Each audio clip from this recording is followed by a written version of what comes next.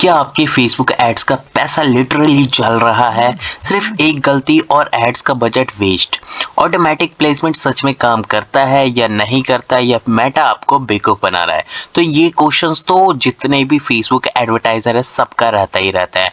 और कहीं ना कहीं जब आप प्लेसमेंट सिलेक्ट करते हो तो ये कन्फ्यूजन तो जरूर आती होगी कि हमें ऑटोमेटिक प्लेसमेंट करना चाहिए या फिर मैनुअली प्लेसमेंट करना चाहिए। नमस्ते दोस्तों, आज की वीडियो में मैं आपको बताने वाला हूँ, अगर आप फेसबुक या इंस्टाग्राम एड्स चला रहे हो और रिजल्ट या तो आ नहीं रहे या फिर आ रहे हैं तो बहुत ज़्यादा महंगे आ रहे हैं, तो इस वीडियो को एंड तक जरूर देखना। बिकॉज इस वीडियो में मैं आपको क्लियर करने वाला हूँ कि आपको या रिजल्ट क्यों नहीं आ रहे, या फिर आपको अगर रिजल्ट आ रहे हैं तो वो इतने महंगे क्यों आ रहे हैं। क्योंकि आज हम बात करेंगे एक बहुत कंफ्यूजिंग टॉपिक के ऊपर, जिसके बारे में यूट्यूब पे किसी ने वीडियो नहीं बनाई डिटेल्स में, और किसी ने आपको बताया तक नहीं है कि फेसबुक पे ये चीज़ भी बहुत ज़्यादा मैटर करती है। तो इस वीडियो को एंड तक तो ज़रूर देखना, क्योंकि इस मैटर को अगर आपने सही तरीके से समझ लिया तो यकीन मानिए कि आपका जो यहाँ पे सीपीसी हाई जा रहा है, या सेल्स नहीं आ रही, लीड नहीं आ रहा, या फिर आपके रिजल्ट्स नहीं आ रहे, तो ये इशू जरूर हो सकता है। क्योंकि 90% केसेस में सबसे ज़्यादा इशू इसी चीज़ की वजह से होता है। बहुत लोग यहाँ पर अटक जाते हैं और ऑटोमेटिक प्लेसमेंट लूं या मैनुअल प्लेसमेंट सेलेक्ट करूं, रील्स पे एड्स रन करूं या सिर्फ फीड में अपनी ऐड को दिखाऊं। तो ये इशू तो सबको आता है और सब कंफ्यूज होते हैं, जिसकी वजह से आपको 3 प्रॉब्लम तो सबसे ज़्यादा फेस करनी पड़ती है। पहला हाई सीपीएम, दूसरा नो सेल्स, एंड तीसरा फ्रस्ट्रेट हो जाते हो आप। क्यों? क्योंकि आपने इतने अच्छे तरीके से टारगेटिंग की है, यहाँ पे इतने अच्छे से ग्राफिक्स बनाए हैं और रील्स बनाए हैं, फिर भी आपका सीपीएम हाई चला जाता है या सीपीसी हाई चला जाता है और सेल्स नहीं आती, जिसकी वजह से आप बहुत ज़्यादा फ्रस्ट्रेट हो जाते हो।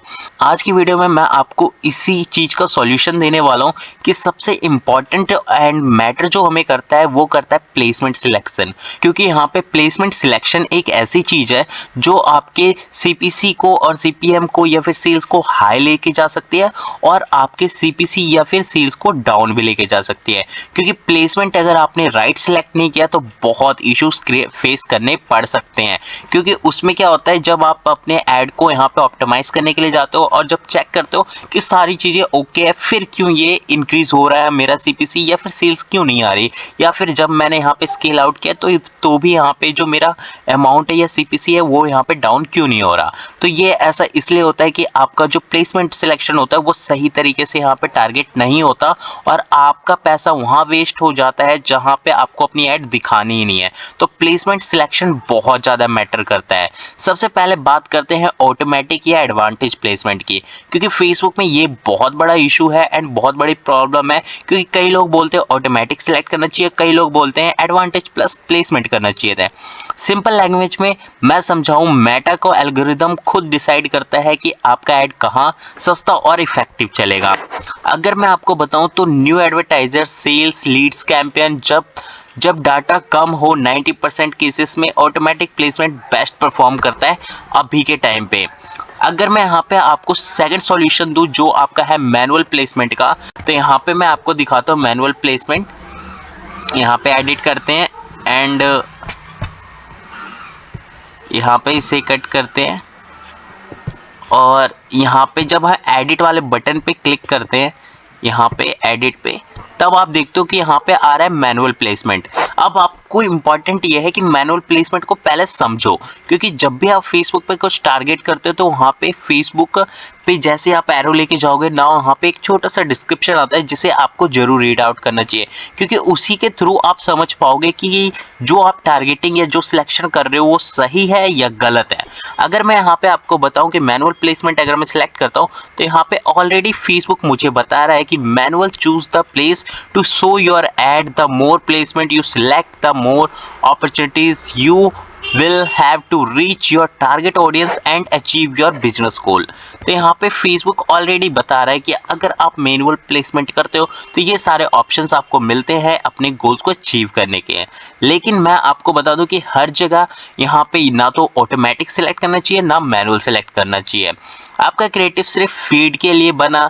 अगर मैं यहाँ पे आपको बताऊं कि मैनुअल प्लेसमेंट कब यूज़ करना चाहिए, तो यहाँ पे आपके लिए बेस्ट ये है कि या तो आपका जो क्रिएटिव हो वो सिर्फ फीड के लिए बना बना हो या दूसरा वो ब्रांड से रिलेटेड हो या ब्रांड इंपॉर्टेंट क्रिएटिव हो। तीसरा ऑप्शन अगर मैं आपको बताऊं तो आपके पास ऑलरेडी परफॉर्मेंस डाटा होना चाहिए, मतलब आपकी ऐड पहले रन हो चुकी हो, क्योंकि जब आप फर्स्ट टाइम ऐड रन करने के लिए जाते हो तो आपके पास कोई डाटा नहीं होता, तो वहाँ पे अगर आप ऑटोमेटिक सिलेक्शन करते हो तो वो काफ़ी बेटर होता है। बट जब आप यहाँ पे 10 to 15 डेज ऐड रन कर लेते हो फेसबुक पे, नाउ दैट आपको यहाँ पे मैनुअल जो सिलेक्शन है उसमें कन्वर्ट करना होता है।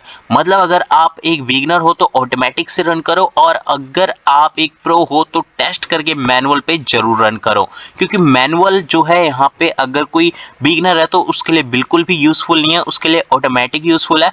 और अगर आप प्रो हो तो आपके लिए यूजफुल मैनुअल है, क्योंकि आपको पता है कि सही टारगेटिंग कैसे करनी है और कौन सी टारगेटिंग आपको क्या रिजल्ट दे सकती है। एक प्रो टिप अगर मैं आपको बताऊं तो इसे जरूर सुनना। पहले ऑटोमेटिक प्लेसमेंट से डाटा कलेक्ट करो, मतलब फर्स्ट टाइम ऐड रन कर रहे हो किसी भी प्रोडक्ट्स के लिए या फिर पहली बार ऐड रन करो, चाहे बिगिनर हो चाहे एडवांस हो चाहे प्रो हो, आपको क्या करना है कि जब डाटा कलेक्ट करना है तो आपको ऑटोमेटिक सिलेक्शन करना बहुत ज़रूरी है।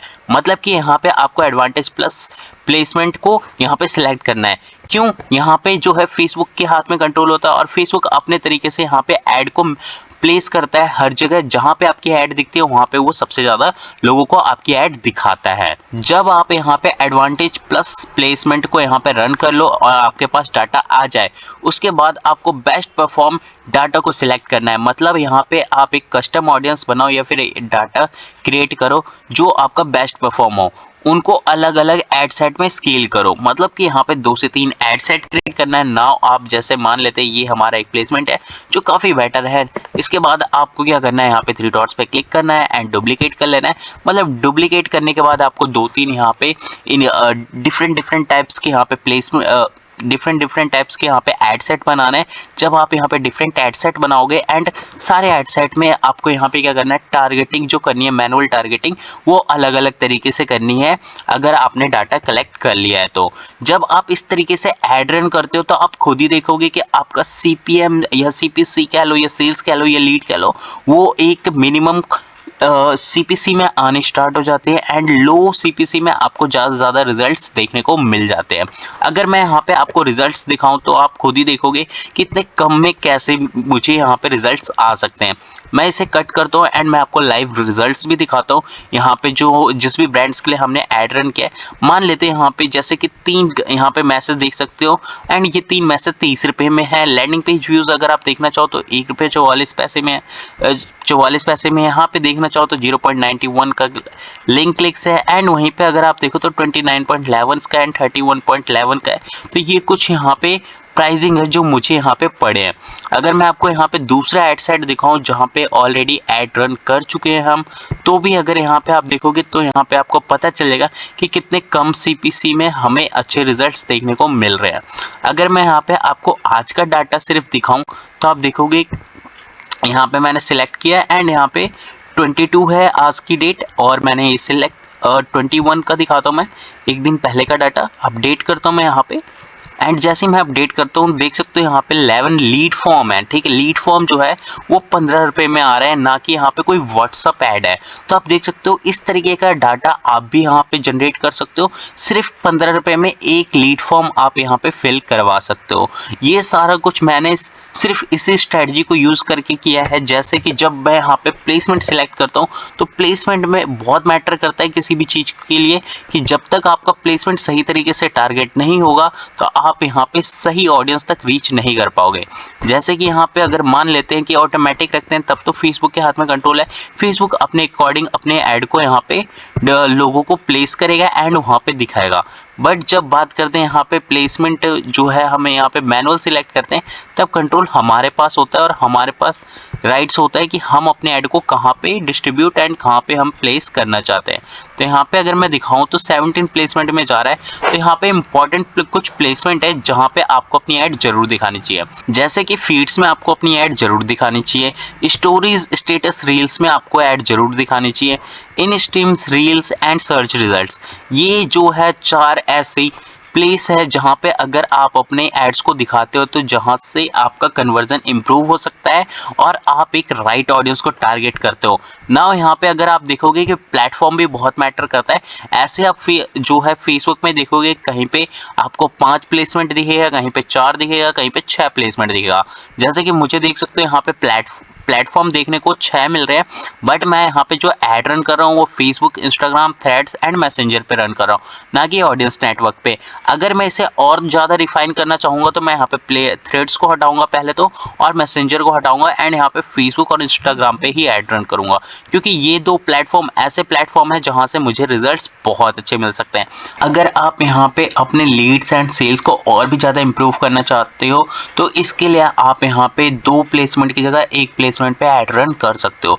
जैसे कि अगर आप यहाँ पे फेसबुक भी अगर यहाँ पे बंद कर देते हो, ओनली इंस्टाग्राम पे ऐड रन करते हो, तो भी यहाँ पे आपको क्वालिटी और ज़्यादा बेटर देखने को मिलेगी। बट जब आप बात करते हैं यहाँ पे कि ट्रैफिक ऐड रन करो, अवेयरनेस ऐड रन कर रहे हो, तब तो सारे प्लेसमेंट बहुत अच्छे हैं। और जब बात करते हैं सेल्स की और ज़्यादा सेल्स आए हमारे, तो फेसबुक एंड इंस्टाग्राम बहुत इंपॉर्टेंट है ना। अगर यहाँ पे मेरा व्हाट्सअप मैसेंजर जो है या व्हाट्सअप बिजनेस अकाउंट जो है वो अगर कनेक्ट होता तो मैं यहाँ पे व्हाट्सअप भी सिलेक्ट कर सकता था और यहाँ पे फेसबुक, इंस्टाग्राम, व्हाट्सअप पे मैं रन करता।